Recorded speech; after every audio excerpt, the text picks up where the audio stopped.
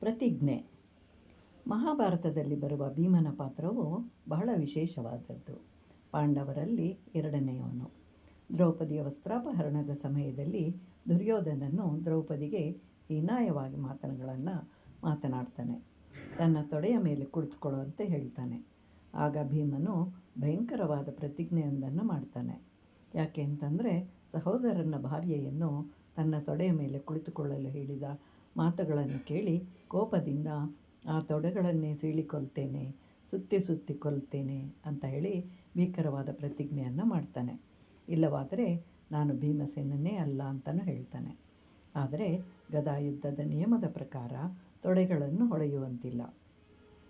ಶ್ರೀಕೃಷ್ಣನು ಹೇಳಿದರೂ ಹೊಡೆಯಲಿಲ್ಲ ಭೀಮ.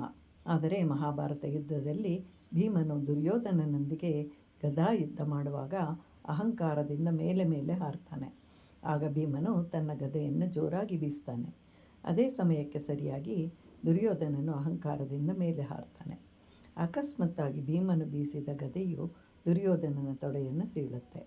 ಅದಕ್ಕೆ ಹಿಂದೆ ಮೈತ್ರೇಯಿ ಅನ್ನುವಂತಹ ಬ್ರಾಹ್ಮಣನು ಕೊಟ್ಟ ಶಾಪದ ಫಲ. ಕಾರಣ, ಅವನ ಮುಂದೆಯೇ ತನ್ನ ತೊಡೆಗಳನ್ನು ಅಲ್ಲಾಡಿಸ್ತಾನೆ ದುರ್ಯೋಧನ.